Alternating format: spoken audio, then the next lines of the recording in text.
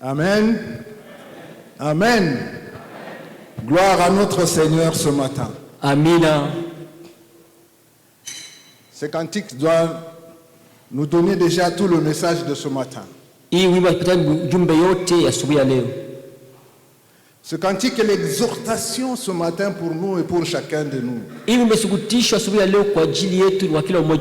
Amen. Amina. Et ça, c'est ce que Dieu fait pour chacun de nous chaque matin.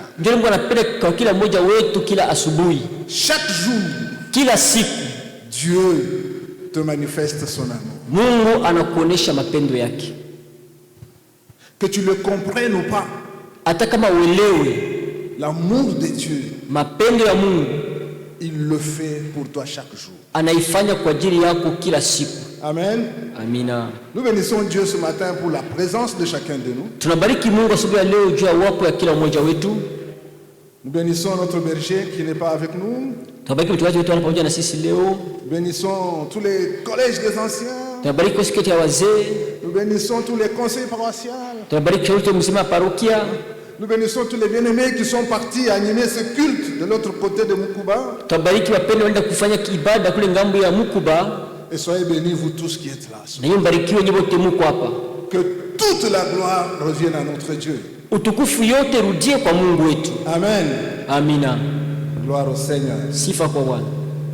Comme vous le savez, nous sommes dans un thème. Nous sommes dans un thème pour ce trimestre. Et nous avons toute une série de requêtes de prière pour ce trimestre. Alors, nous avons choisi de parler ce matin de la dernière requête. Nous avons choisi de nous entretenir sur la dernière requête de nos prières ce matin.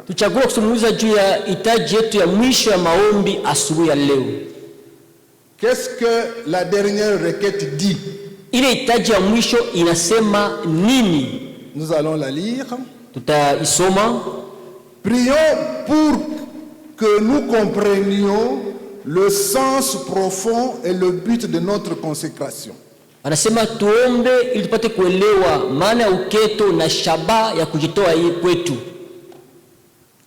Ça c'est notre quatrième requête que je veux relire. Ile ni hitaji yetu ya ine natoka kusoma. Prions pour que nous comprenions le sens profond et le but de notre consécration. Tuombe tuelewe maana ya uketo na shaba ya kujitoa yetu. C'est cette requête, c'est ce qu'elle dit, cette quatrième requête. Et de cette quatrième requête, nous avons tiré le thème ce matin.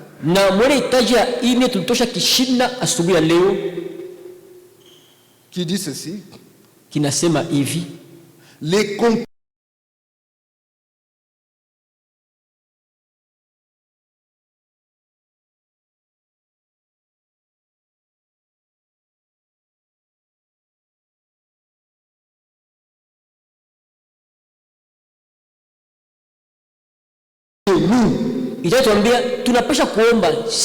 pour que nous comprenions le sens profond de notre consécration. Et nous venons avec un thème qui dit les compassions de Dieu, la source de notre consécration. En fait, nous voulons dire pourquoi dois-je me consacrer? Quelle est la motivation de ma consécration? Pourquoi suis-je obligé de me consacrer? Est-ce que c'est nécessaire? Pourquoi dois-je le faire? C'est autour de cela que nous voulons nous entretenir. Ta consécration, ma consécration, est-ce que ça vaut la peine? Pourquoi dois-je le faire?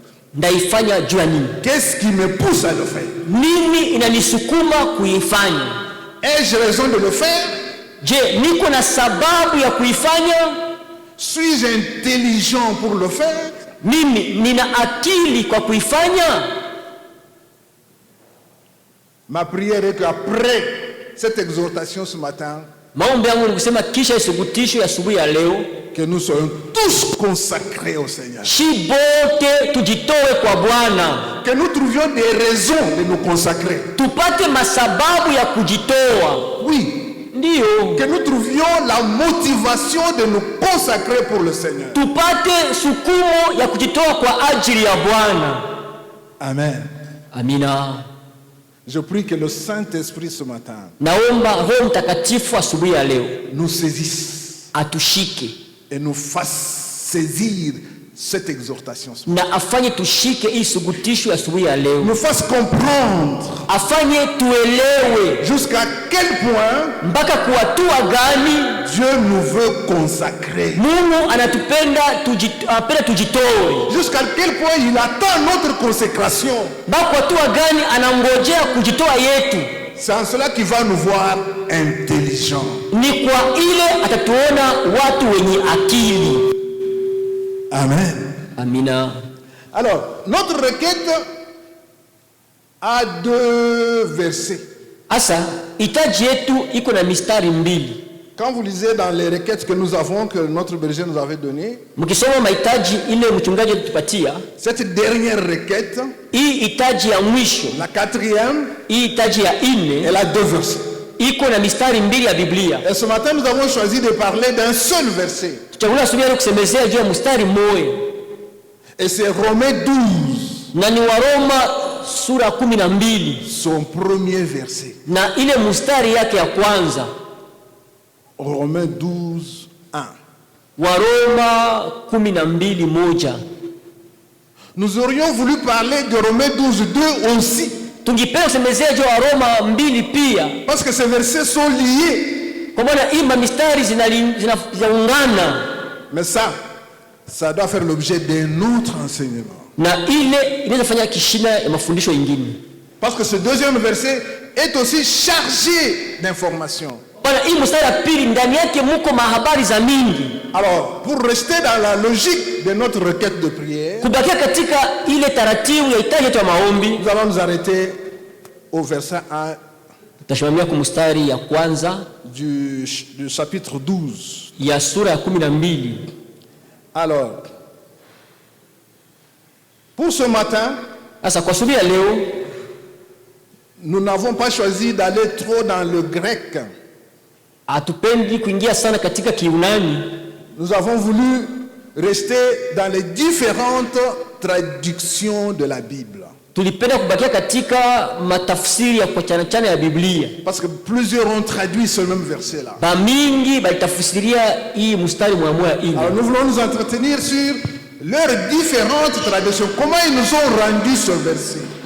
Tunapenda kuzungumza namna gani batupatia hii mstari.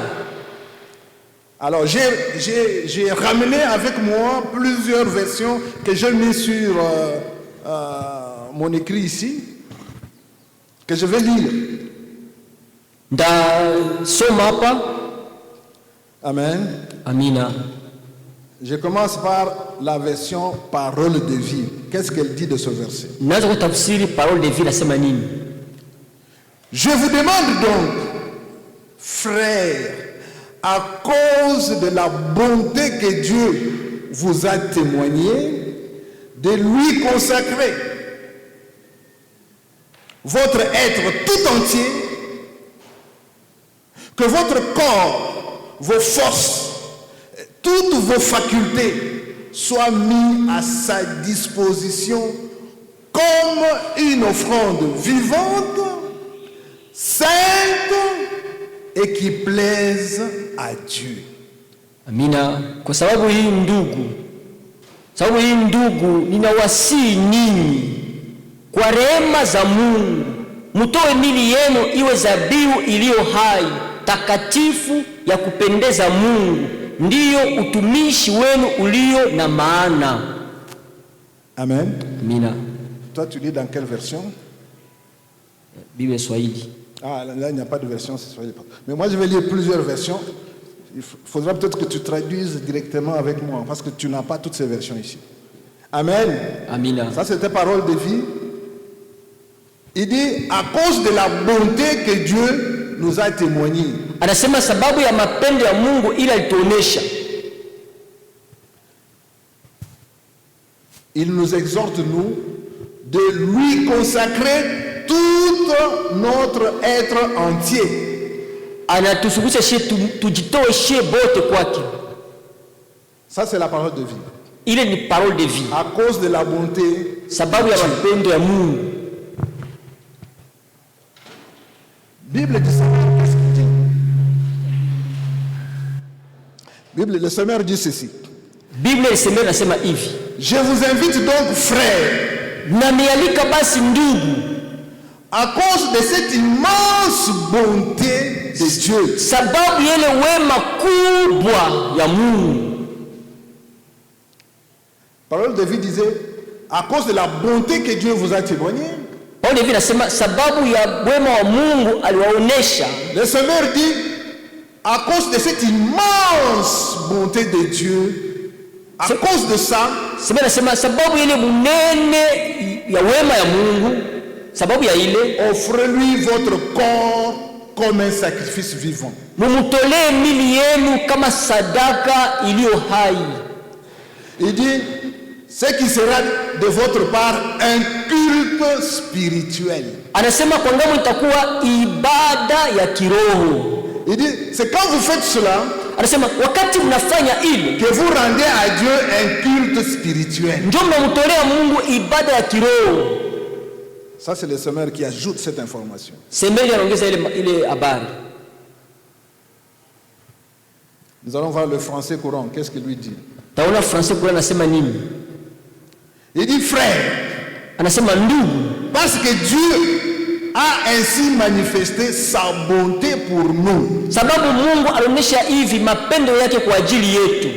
Je vous exhorte na misugutisha à vous offrir vous-même, mujitoe mwe wenyewe en sacrifice vivant, kama sadaka iliyo hai, réservé à Dieu, ile ambayo inawekewa kwa ajili ya Mungu, et qui lui est agréable, na ambayo inampendeza. Il dit, c'est cela le véritable culte que vous lui devez. Anasema ndio ibada kweli ile mnakuwa na ndeni kwake. Français courant. Français courant anasema il dit, c'est cela le véritable culte que vous lui devez. Anasema ndio ibada ya kweli ile mnakuwa na deni kwake. Que vous devez à qui? Msema mko na deni ya kwa nani? À Dieu. Deni ya Mungu. C'est cela le véritable culte. Ndio ibada ya kweli ile que vous lui devez. Ambayo mnakuwa nayo kama deni kwa Mungu. Que vous lui devez. Donc une obligation que vous lui devez. Msema inapaswa kumfanyizia unindeni. Voilà, donc notre compréhension de ce verset continue à augmenter. Na kuelewa hii mstari endelea kuongezeka. Qu'est-ce que Darby dit? Darby anasema naye nini? Notre version. Il dit, je vous exhorte, frères, anasema nawasugutisha ndugu, par les compassions de Dieu, kwa rehema za Mungu. Les autres vont dire, par l'immense bonté de Dieu. Anasema kwa mapendo kubwa ya Mungu. Darby lui ajoute, Darby anaongeza anasema par les compassions de Dieu, kwa rehema za Mungu, de présenter vos corps, mutolee mili yenu en sacrifice vivant, kama sadaka iliyo hai. Il dit, ce qui est votre service intelligent. Amba inakuwa kazi yenu ya akili. Donc il dit, quand vous faites cela, anasema wakati mnafanya vile, vous êtes intelligent. Muko batu ya akili. Quand vous faites cela, wakati mnafanya vile, vous avez alors compris. Mshaelewa basi. Voilà comment Darby nous amène à une autre dimension de la compréhension de ce verset-là. Ndio vile Darby atupeleka kwa hatua nyingine ya kuelewa hii mstari. C'est alors que nous sommes intelligents. Ndio pale sasa tuko benye akili. Quand nous rendons un tel culte à Dieu. Wakati tunafanyia Mungu ibada ya vile.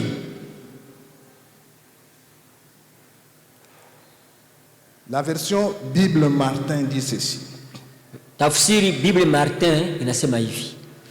Je vous exhorte donc, frères, Na misukutisha basi ndugu, par les compassions de Dieu, kwa rehema za Mungu, que vous offriez vos corps mutolee mili yenu en sacrifice vivant, kama sadaka iliyo hai, ce qui est de votre part, ambaye inakuwa kwa ngambo yenu un culte raisonnable, un service raisonnable. ibada bora.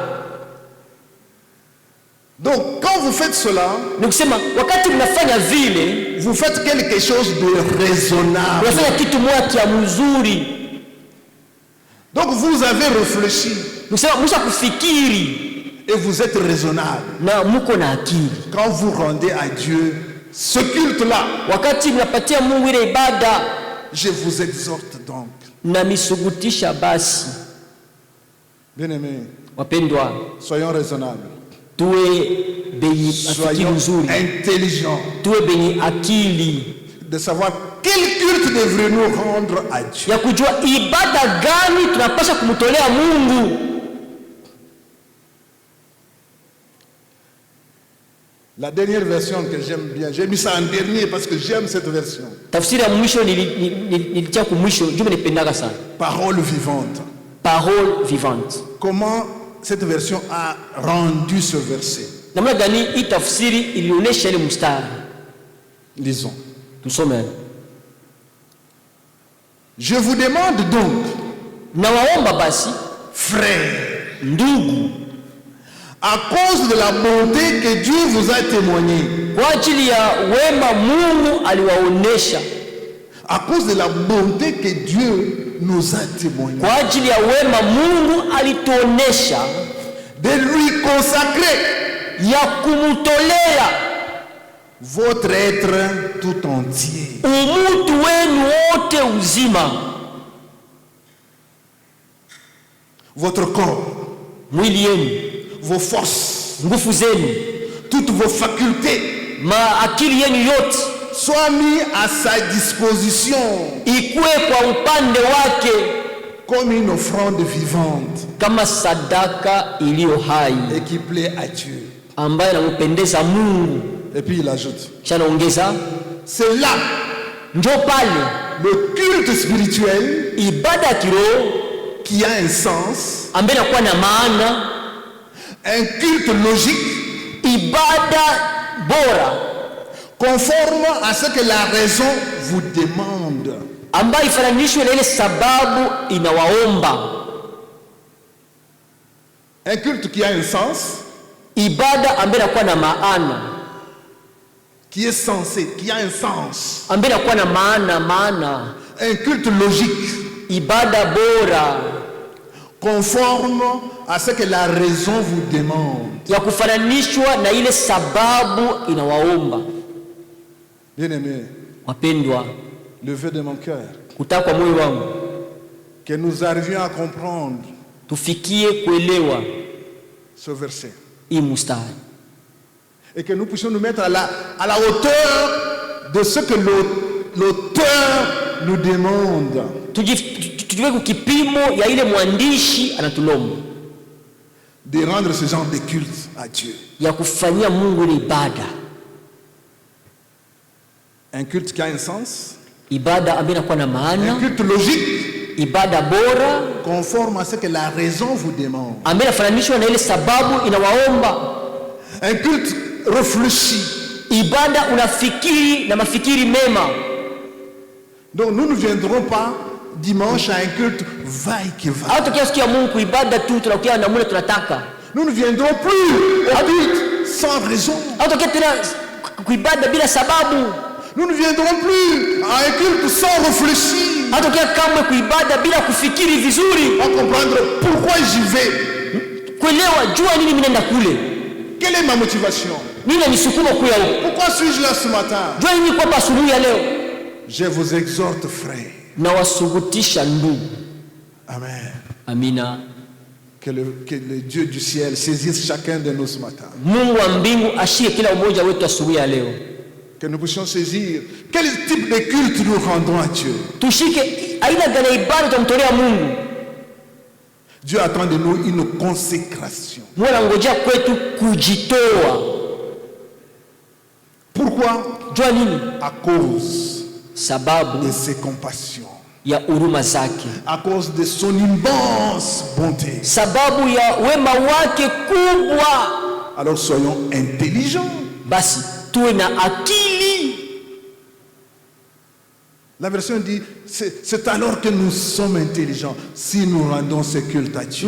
Ndio pale tuko na akili kama tutatoa Mungu ile ibada. Ce culte raisonnable, Ile ibada bora, logique, safi, sawa. c'est que la raison nous exige, Nisema ile sababu inatusukuma kutenda, nous demande. inatuomba. Bien-aimés, Wapendwa, alors nous allons nous arrêter un peu sur les compassions de Dieu, tutashimamia kidogo juu ya rehema za Mungu, l'immense bonté de Dieu. bunene wa upendo wa Mungu. Bien-aimés, Wapendwa, là je vais quand même dire un mot, hapa nasema neno moja. parce que le mot traduit par exhorter là, Nisema tangu kwa semezaji ya subutisho, même si je n'ai pas voulu faire beaucoup de grec ce matin, hata sikupenda kusema sana je Kiunani, vais dire un mot seulement.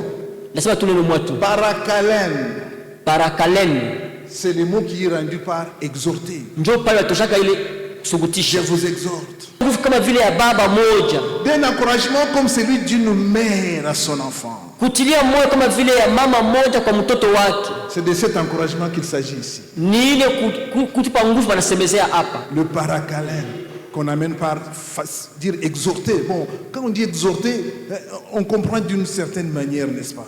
Kusubutisha tunaelewa kwa namna moja hivi.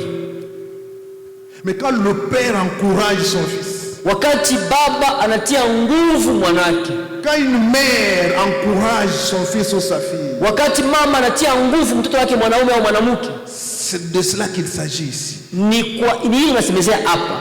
Quand on dit je vous exhorte, Anasema namisugutisha ndugu, par les compassions de Dieu, kwa rehema za Mungu, par l'immense bonté de Dieu. kwa wema kubwa wa Mungu.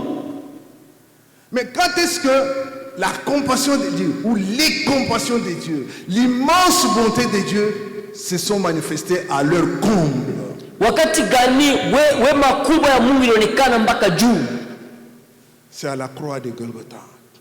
Ni kumsalaba ya Golgotha. C'est là où Njo pale toutes les compassions de Dieu mawema zote za Mungu ont atteint leur comble. zilifika kumwisho. C'est ainsi que l'apôtre dit, Ndio mtume anasema je vous exhorte frères, namisugutisha ndugu, je vous encourage nawapa nguvu de l'amour du Père. na kwa mapendo ya baba, Je vous encourage de l'amour d'une mère vis-à-vis de son fils. nawapa nguvu kwa mapendo ya mama mbele ya mwana wake, À lui consacrer votre vie. kumtolea maisha yenu, À offrir vos corps comme un sacrifice vivant. kutoa mili yenu kama vile sadaka iliyo hai. Ce qui est de votre part, Ile inakuwa kwa upande wenu un culte intelligent, ibada ya akili, un culte spirituel, ibada ya kiroho, un culte raisonnable, ibada bora, un culte réfléchi. ibada ya kufikiri na mafikiri mema. Et quand je comprends ça, je Wakati ne servirai plus Dieu comme une manière différente. Na kama naelewa ile situmikia Mungu tena kwa namuna moja nyingine moja hivi, Comme une certaine manière. kama namuna moja fulani. Je ne servirai plus Dieu Sitamtumikia Mungu tena comme j'ai l'habitude de le faire. kama vile mimi nakuwa na tabia ya kuifanya. Dieu veut que nous soyons des gens raisonnables. Mungu anapenda tukue batu bakili. Et c'est seulement en vertu de cette œuvre, Ni sababu ya ile kazi, c'est en vertu de l'œuvre de la croix ni sababu ya kazi ya msalaba que Dieu fait miséricorde. ndio Mungu anafanya rehema. Il n'y a que Ni mpaka tu en vertu de l'œuvre, sababu ya kazi, qu'il y a miséricorde. njo kuko rehema. Il n'y a pas miséricorde ailleurs et d'une autre manière. Hakuna rehema fasi ingine ama kwa namuna ingine. Pour tous ceux qui croient, kwa bote bana amini, pour tous ceux qui croiront, kwa wote wataamini, juifs ou nation, muyuda au mataifa, qu'ils soient juifs, awe muyuda, qu'ils soient des nations, awe wa mataifa. Quand on dit les nations, c'est tous ceux qui sont venus à la foi après. Bakisema mataifa ni bale walikuwa kuimani kisha. Donc il s'agit de nous. Usema ndio bashi. Nous qui sommes venus à la foi. Shia batu tukia kuimani. Après, kisha nous sommes dans ce groupe qu'on appelle les nations. Tuko mwele kundi banaita mataifa. Et l'apôtre Paul dit Mtume Paulo anasema que ce soit les juifs, awe muyuda, et que ce soit les nations, awe mataifa, tous obtiennent miséricorde à cause de l'œuvre de la croix. Bote wanapata rehema sababu ya kazi ya msalaba. Donc les compassions de Dieu s'exercent en faveur de ceux qui sont devenus enfants de Dieu. Rehema Mungu inaonekana kwa faida ya wale watoto wa Mungu. Bien aimé. Wapendwa, les compassions de Dieu marehema za Mungu sont la base de tout exaucement. Zinakuwa msingi ya majibu yote. Mais aussi la base na pia msingi toute consécration personnelle. Ya kujitoa kila mtu kwa upekee. Pourquoi dois-je me consacrer personnellement? Kwa nini napaswa kujitoa mimi peke yangu? Pourquoi dois-je me consacrer tout mon être entier? Ndio napaswa kutoa mwili wangu yote, mimi yote mzima. À cause des compassions de Dieu. Ni sababu ya rehema za Mungu. Voilà ma motivation. Ndio sukumo yangu hii. Pourquoi dois-je me consacrer? Napaswa kujitoa juu ya nini? Tout mon être. Umutu wangu wote. Pour quelle raison? Kwa sababu gani? La réponse est là. Jibu ni les compassions de Dieu. Marehema za Mungu. À cause des compassions de Dieu. Sababu ya ile. Est-ce que chacun réalise les compassions de Dieu dans sa vie? Je, kila mtu anatambua mahuruma za Mungu maisha yake? Est-ce qu'il t'arrive de réaliser combien les compassions de Dieu sont dans ta vie? Inafia kutambua mara ngapi mahuruma za Mungu ziko maisha yako?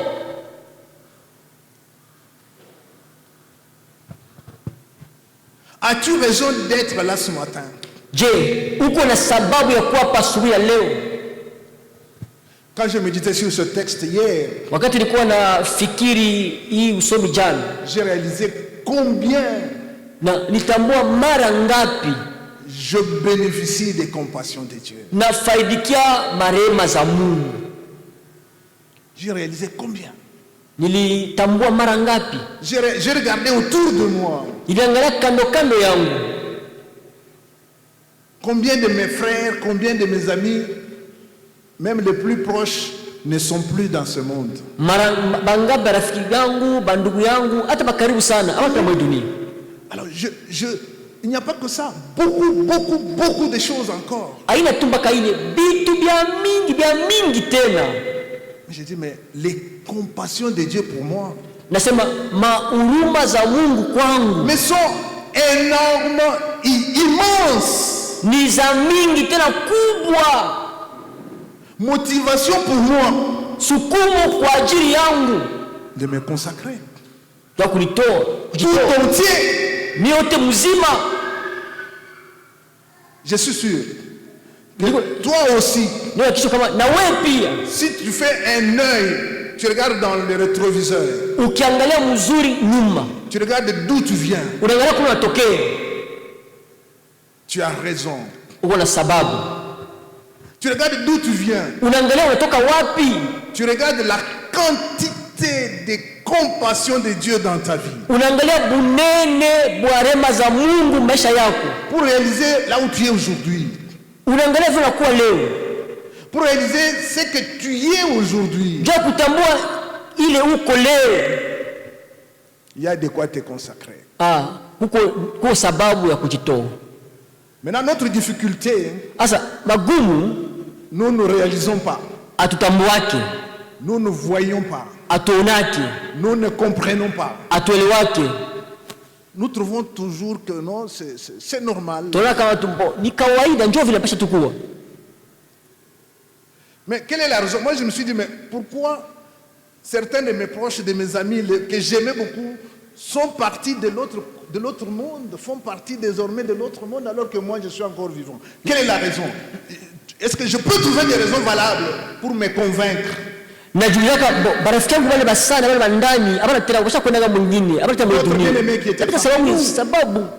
Parmi nous, qui chantaient, dansaient comme nous, qui étaient même plus zélés que nous.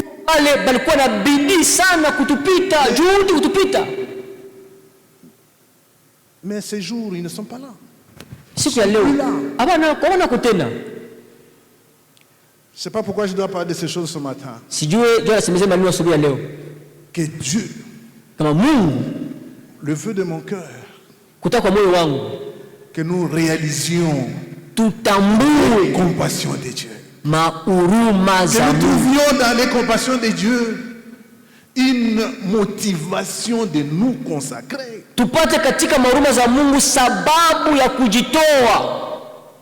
Je vous exhorte donc, par les compassions de Dieu, de nous consacrer tout entier. Telle est notre prière ce matin, bien-aimés. Combien il est important en effet de nous souvenir de la miséricorde de Dieu. Combien? Que nous puissions plus nous retourner vers ce que nous avons été autrefois.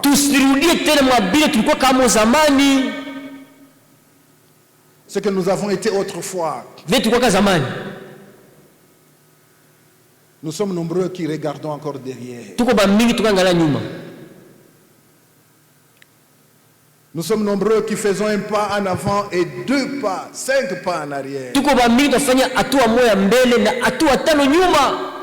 Le problème c'est quoi? Nous ne saisissons pas les compassions de Dieu. Et là la Bible dit que nous ne sommes pas intelligents.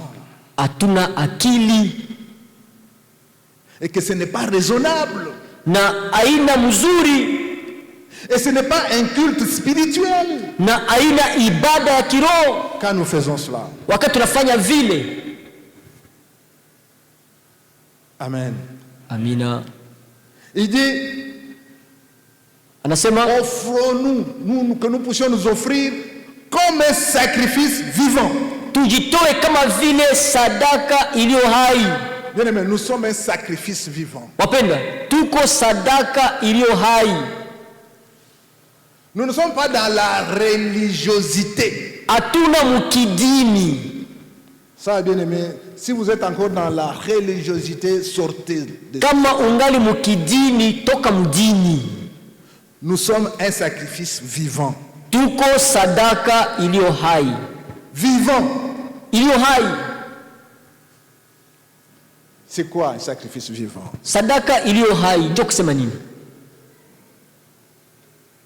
C'est se tenir soi-même dans la mort pour laisser agir la vie de Christ.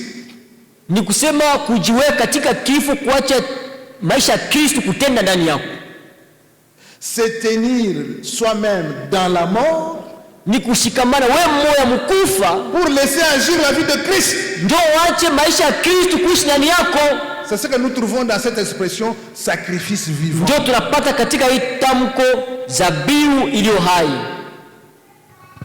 Qui associe l'idée de la mort impliquée dans le sacrifice. Parce que dans le sacrifice, il y a l'idée de la mort. Et nous sommes un sacrifice vivant.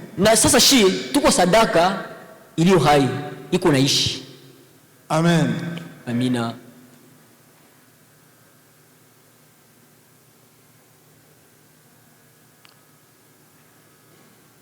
Alors il y a deux sens. Sasa kuko maana mbili.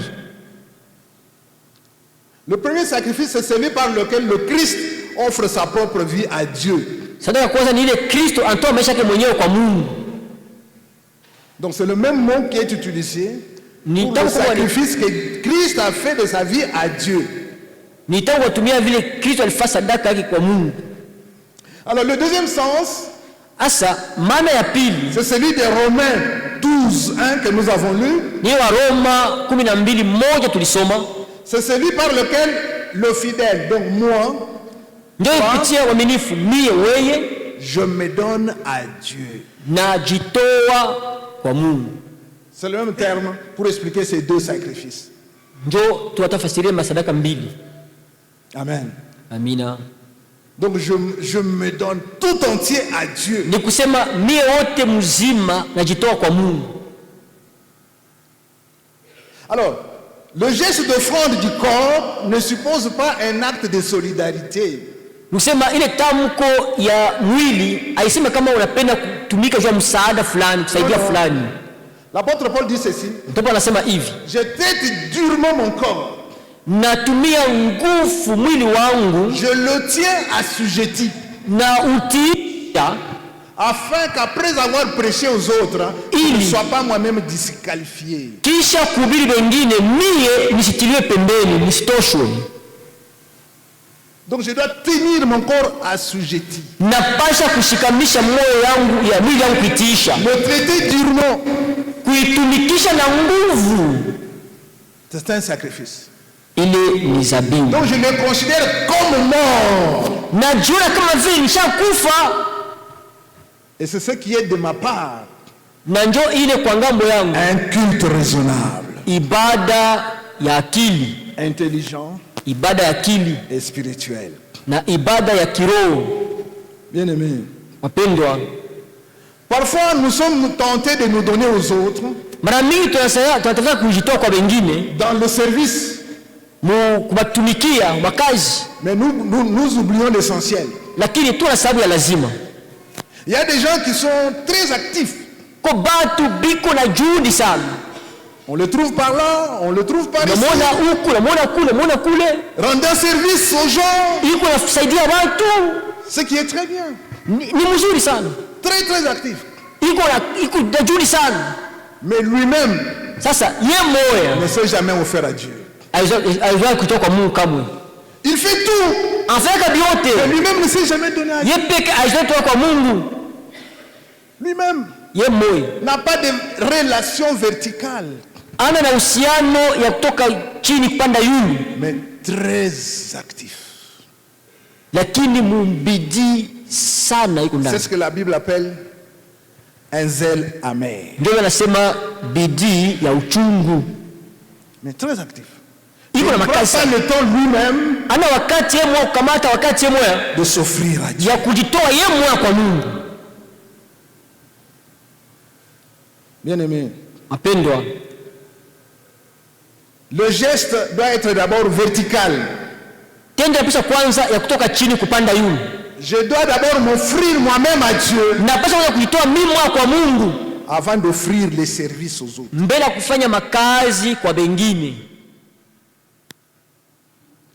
De ce geste vertical, ile tendo ya kutoka yulu chini kupanda yulu, doivent découler tous les gestes horizontaux. Munapaswa kutoka matendo yote ya ngambo na ngambo.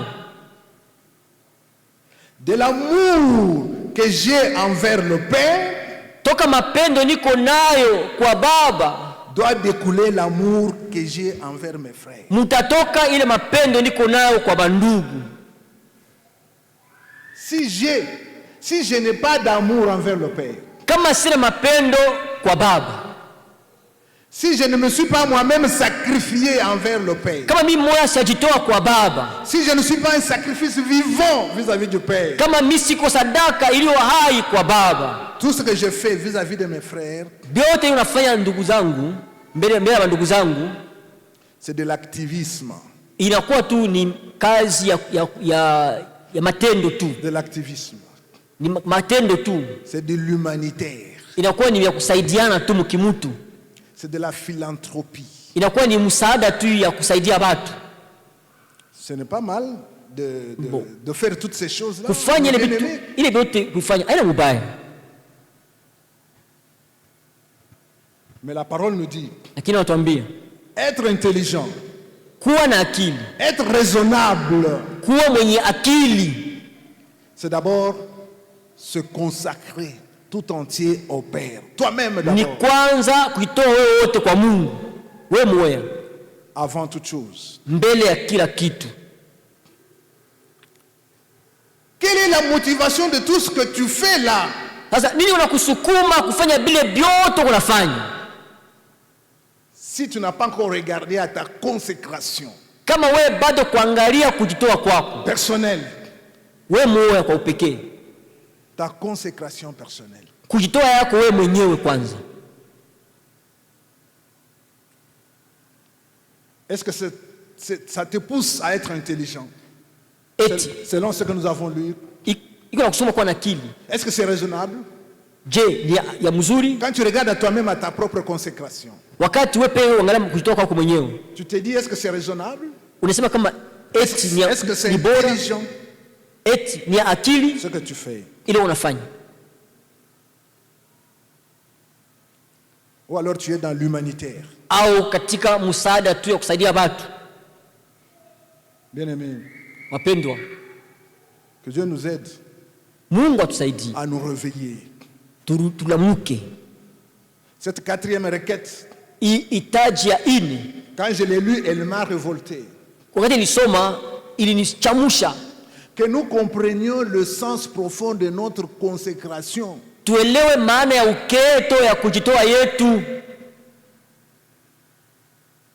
Nous continuons pas toujours à faire des choses en choses sans comprendre ce que nous faisons.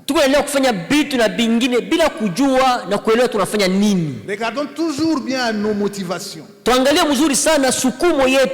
Qu'est-ce qui nous pousse à faire ça? Bien-aimé, tu peux tout faire. Tu peux même nous amener des millions et des millions dans cette église. Mais si ta relation verticale, si toi, tu n'es pas encore un sacrifice vivant, saint et agréable à Dieu, la Bible dit que tu n'es pas intelligent. La Bible dit que tu n'es pas raisonnable. La Bible dit que tu ne réfléchis pas. Surtout si tu ne réalises pas les compassions de Dieu pour toi. Amen. Amina. Je vois que vous êtes resté très calme. Que Dieu bénisse cette exhortation ce matin.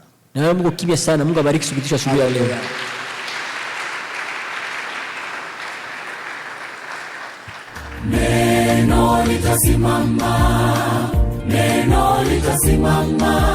mambo yote yatapita, lakini neno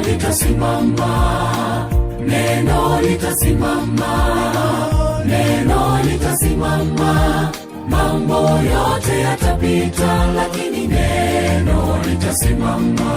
Vitabu vingi sana vimeandikwa kwa hekima yake mwanadamu, vikitupotosha waziwazi vile twaweza kuishi vema duniani, ila yabidi tuelewe kwamba pale mwanzo kulikuwa neno, naye neno alikuwepo kwa Mungu, naye neno